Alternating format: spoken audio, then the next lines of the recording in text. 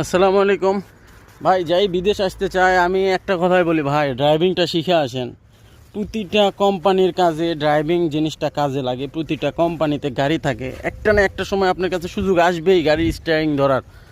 এই যে দেখেন এই দেশের এই যে এই জায়গাটা হলো উজবেক, মানে এইখানে ড্রাইভিং প্রশিক্ষণ করায় ভাই। ড্রাইভিং প্রশিক্ষণ করায়, লাইসেন্স করে দেয়, অনেক টাকার ব্যাপার স্যাপার, সময়ের ব্যাপার স্যাপার।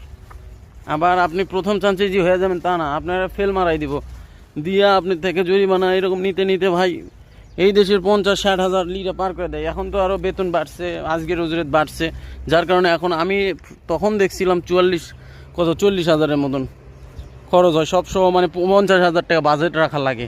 এখন আজকের উজরেত বাড়ছে, এখন তো আরও 60-70 হাজার টাকা বাজেট রাখা লাগবে ভাই। তো ভাই যারা বিদেশ আসবার চান ভাই, দয়া করে এই জিনিসটা শিখে আসেন। পারলে বাংলাদেশ থেকে লাইসেন্স করে নিয়ে আসেন।